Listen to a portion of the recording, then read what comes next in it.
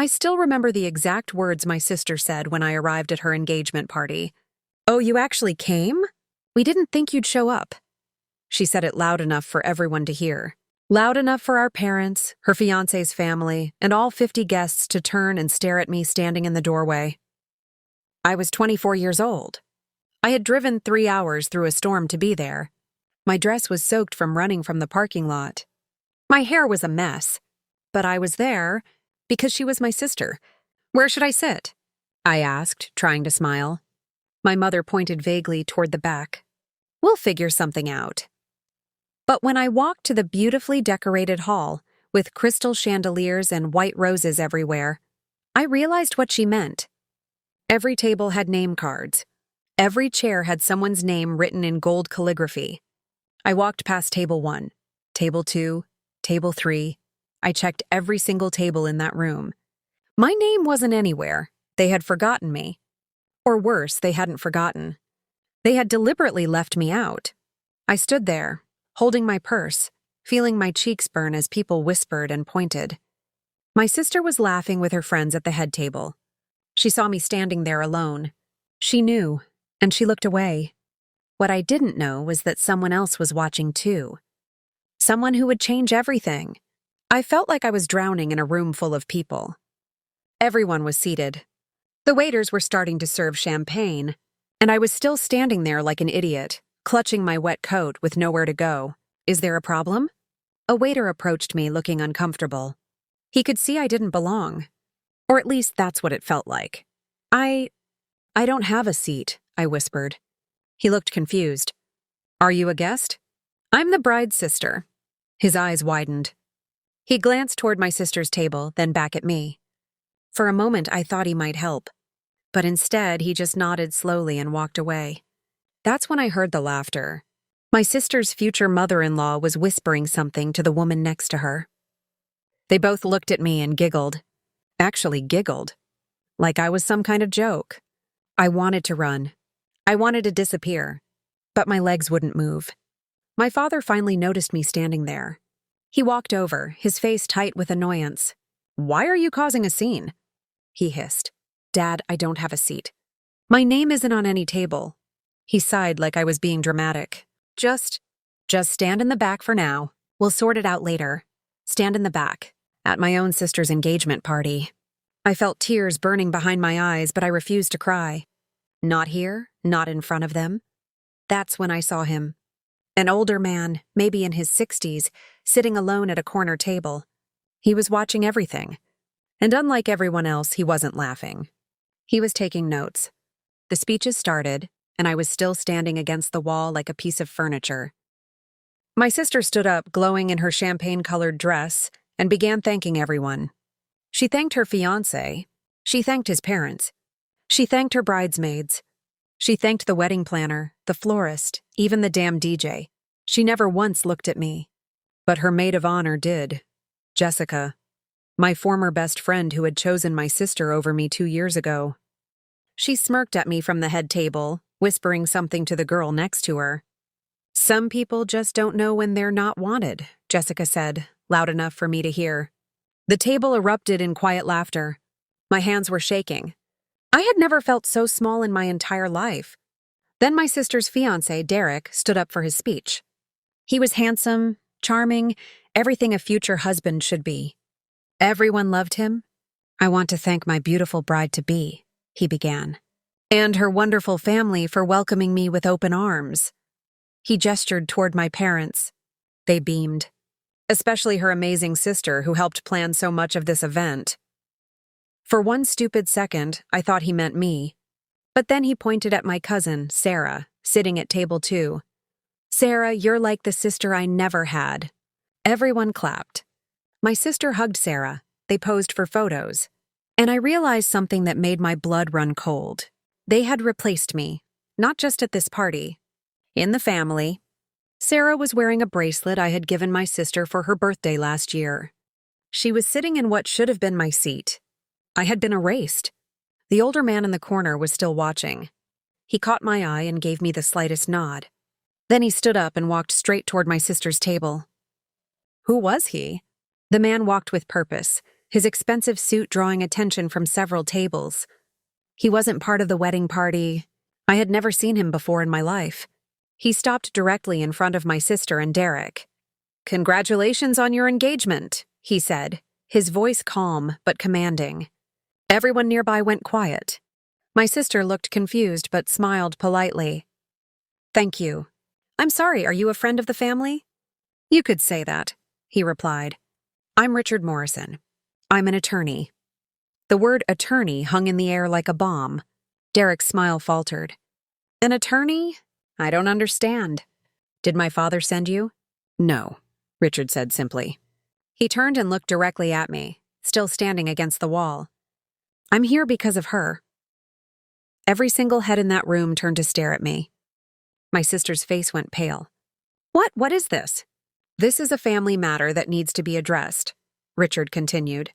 "But I must say, I'm quite disturbed by what I've witnessed tonight." My mother stood up, her voice sharp. "Excuse me, but who do you think you are disrupting my daughter's engagement party?" "I'm the executor of Margaret Chen's estate." The name hit like lightning.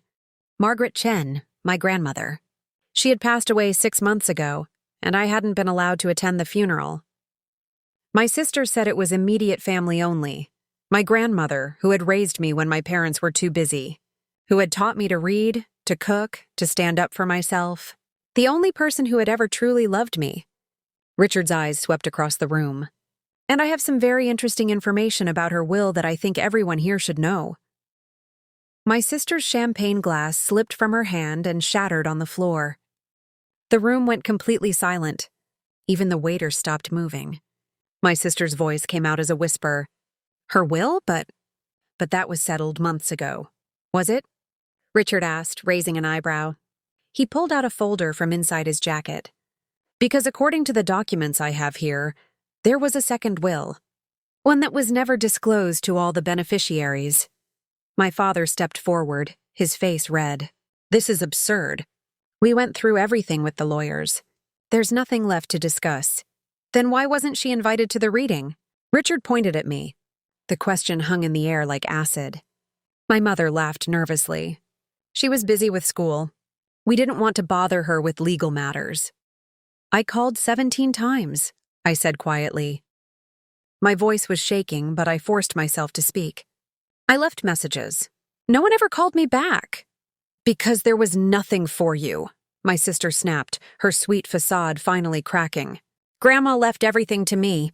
The house, the savings, the jewelry, everything. You were barely mentioned." Richard smiled coldly. "Is that what they told you?" He opened the folder and pulled out a document.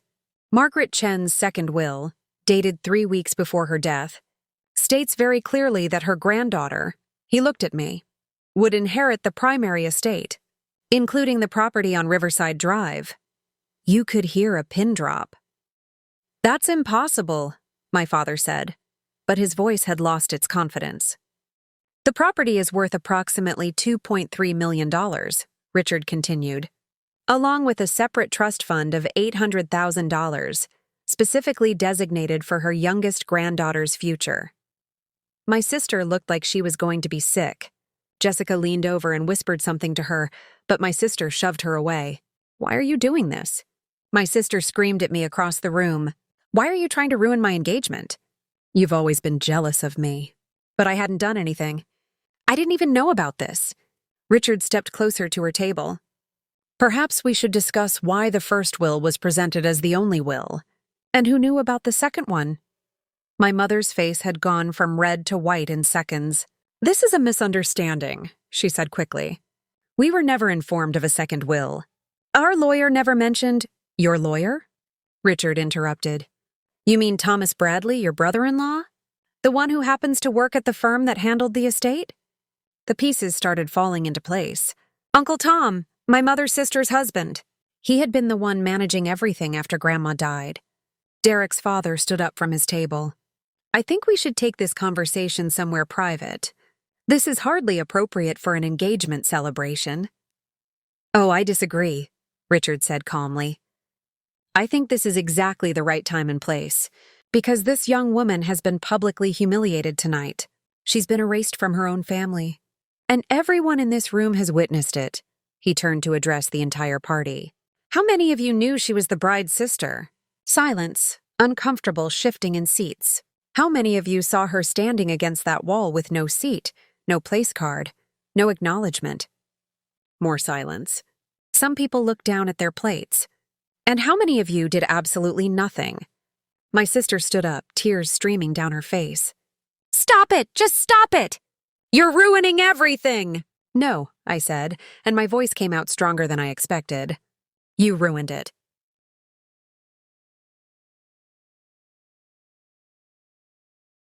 You ruined it when you decided I didn't matter. You never mattered, she screamed. Grandma only left you that money because she felt sorry for you, because you were always the pathetic one, the one nobody wanted. The room gasped. Even Derek looked shocked. He reached for my sister's arm, but she pulled away. You want to know the truth? She continued, her voice breaking. Mom and Dad took out a loan against Grandma's house 6 months ago. We needed the money for my wedding, for this party. If you take that house, we'll lose everything. Richard's expression didn't change. So you committed fraud? My father suddenly lunged toward me. You selfish little bitch! After everything we've done for you. But he never reached me. Because someone else stepped between us first. Derek. My sister's fiancé blocked my father's path, his hand firmly on my father's chest. Don't, Derek said quietly. Don't touch her. Everyone froze. My sister stared at her fiancé like he had just slapped her. Derek, what are you doing? What I should have done the moment I saw her standing there with no seat, he said, his voice tight. This is wrong, Amanda. All of this is wrong. She's trying to destroy us, my sister cried. She's trying to take everything. No, Derek said, turning to look at me. I don't think she even knew about any of this until tonight. He was right. I didn't. Richard nodded. She didn't. I'd been trying to reach her for 3 weeks. Her family blocked every attempt. Changed her phone number with the carrier. Intercepted her mail. I finally tracked her down through her university. My mother's face was a mask of rage. You had no right. I had every right. Richard's voice boomed through the hall. Margaret Chen was my client for 30 years. She was my friend. And she specifically told me that if anything happened to her, I was to make sure her youngest granddaughter was protected. He looked at me with something like kindness. She knew they would try to cut you out. She knew because they had been doing it your whole life. Tears were streaming down my face now. I couldn't stop them.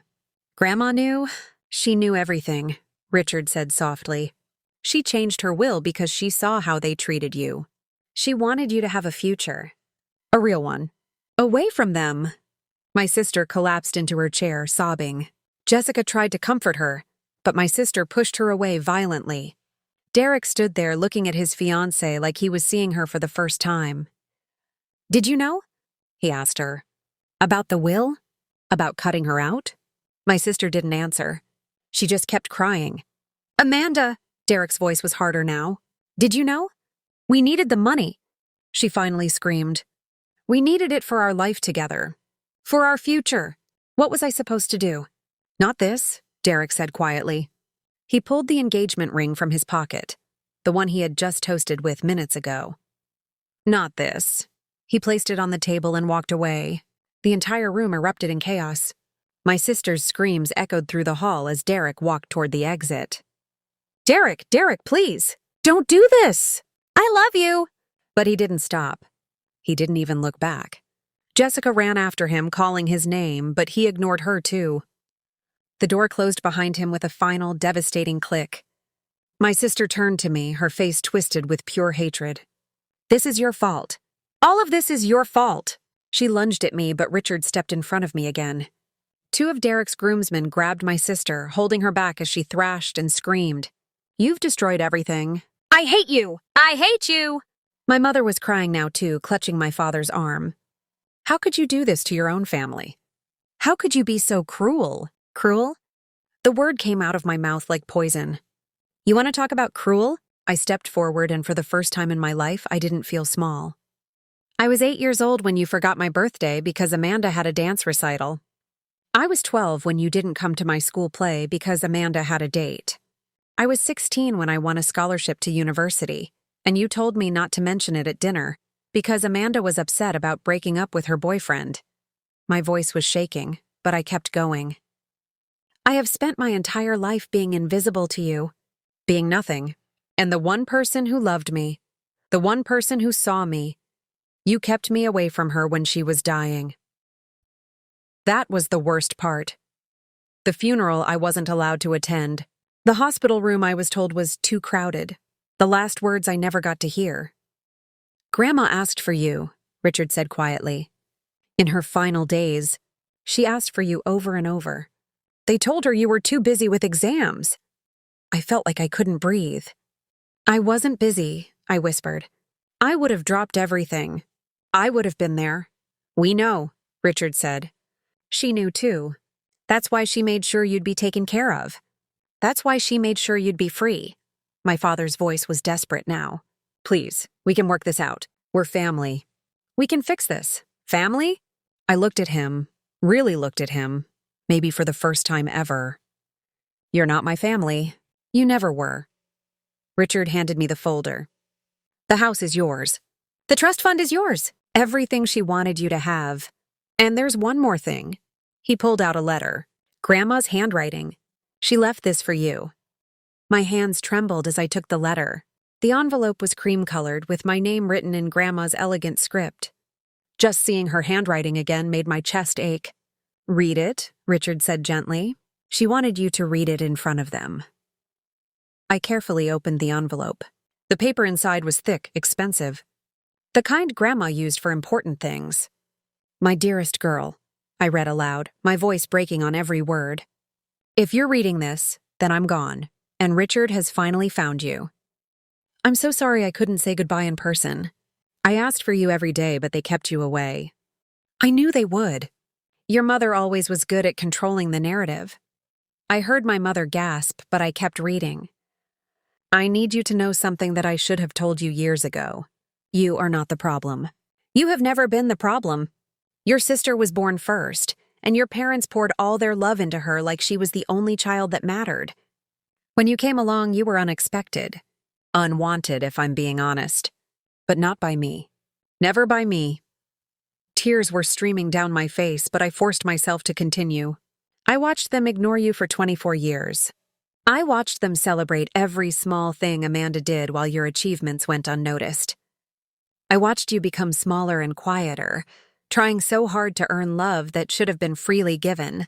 It broke my heart every single day. My sister had stopped crying. She was just staring at me, her face pale. So I'm giving you what they never could. Freedom. The house on Riverside Drive is yours. Sell it, keep it, do whatever brings you peace. The money is yours to build a life far away from people who made you feel worthless. You are worth everything, my darling girl. You always have been. I had to stop for a moment. I couldn't breathe through the sobs. And to my daughter and her husband, if you're hearing this, shame on you. Shame on you for making a child feel invisible in her own home. Shame on you for choosing one daughter over the other as if love was a finite resource. You will have to live with what you've done. But she doesn't. Not anymore. The entire room was silent. I love you, my sweetest girl. Build a beautiful life. Find people who see you. And never ever let anyone make you feel small again. You were always my favorite. All my love, Grandma. I folded the letter carefully and put it back in the envelope. My hands had stopped shaking. When I looked up, my mother was sobbing into my father's shoulder. My sister was staring at the table, broken. Jessica had disappeared. Most of the guests were crying or looking away, unable to meet anyone's eyes. Derek's mother approached me quietly. I'm so sorry, she whispered. If I had known, I'm so sorry. I nodded, unable to speak. Richard placed a hand on my shoulder. There's a car waiting outside. Your belongings have already been moved from your parents' house to a hotel suite. Everything is arranged. You never have to see them again if you don't want to. Wait, my father said, stepping forward.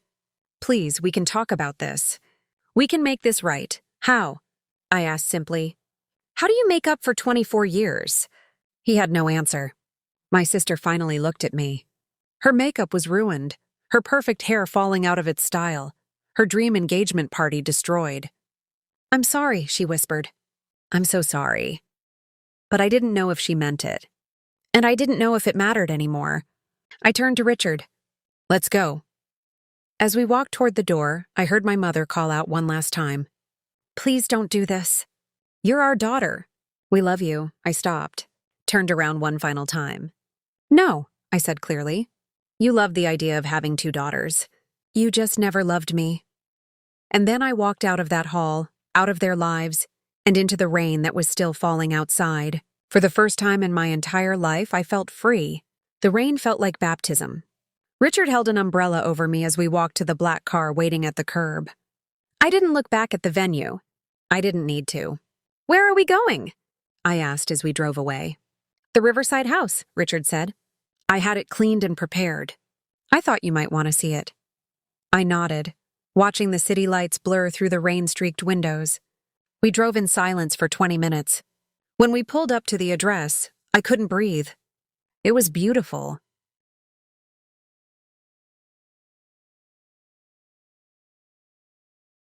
A Victorian house with a wraparound porch, garden boxes full of roses, and warm lights glowing in every window. She left it exactly as it was, Richard said. Everything inside is yours. I walked up the steps slowly. The front door had a new lock, and Richard handed me the key. My hand shook as I turned it. Inside, it smelled like Grandma. Lavender and old books and cinnamon. The furniture was covered in white sheets, but I recognized every piece. The piano in the corner where she taught me to play. The reading chair by the fireplace where she read me stories. On the mantel was a photograph I had never seen before. Me and Grandma, I couldn't have been more than 5 years old. We were laughing, covered in flour from baking. She was looking at me like I was the most precious thing in the world. Underneath the frame was another note. This is who you really are. Never forget. I picked up the photo and held it to my chest. There's one more thing, Richard said softly. He handed me his phone. This came through an hour ago. It was an email from Derek. I'm sorry I didn't see it sooner. I'm sorry I let it get that far. You deserved better. They all did this to you, and I was part of it by staying silent. The wedding is off. I can't marry someone who could treat family like that. I hope you find happiness. You deserve it more than anyone I've ever met. I handed the phone back, unable to speak. Richard smiled. Your grandmother was right about you. You're stronger than all of them combined. I don't feel strong, I admitted. Strength isn't about feeling powerful, he said. It's about surviving when everyone wants you to disappear. And you did more than survive. You're here. You're free. And you won. Over the next few days, the story spread. Someone at the party had recorded everything and posted it online. The video went viral. My sister's cruelty, my father's violence, my mother's lies, all of it exposed. Amanda's social media was flooded with hate. She deleted everything. Derek's family publicly apologized to me. My parents released a statement calling it a misunderstanding, but no one believed them. I didn't respond to any of it. I didn't need to. I enrolled in a new university in a different state. I made actual friends who didn't know my history. I started therapy. I learned what it felt like to be seen. 6 months later, I was sitting on Grandma's porch reading a book when a car pulled up. My heart stopped when I saw who it was. My sister. She looked different, thinner, tired, older somehow. She walked up slowly, stopping at the bottom of the porch steps. I'm not here to ask for forgiveness, she said quietly. I know I don't deserve it. I closed my book and waited. I just wanted you to know that I see it now. Everything Grandma wrote was true. Mom and Dad made me believe I was special, that I deserved more. They made me cruel, but that doesn't excuse what I did. She wiped her eyes. Derek was right to leave. I lost everything. My fiancé, my friends, my reputation. And I deserve all of it. Yes, I said simply. You do. She nodded, accepting it. I'm leaving town. Starting over somewhere new. I wanted to say I'm sorry. For all of it. For everything. I stood up and walked to the edge of the porch. I looked down at my sister, this person I had spent my whole life trying to please. I forgive you, I said. Not because you deserve it, but because I deserve peace. She broke down sobbing. I didn't move to comfort her. I just stood there, watching her cry for everything she had lost. Finally, she walked back to her car and drove away. I never saw her again. Sometimes people ask me if I regret what happened that night, if I wish Richard had never shown up, if I wish I had just stayed quiet and invisible like always. The answer is always no. That night was the night I stopped being the girl no one wanted and became the woman Grandma always knew I could be. And that was worth everything.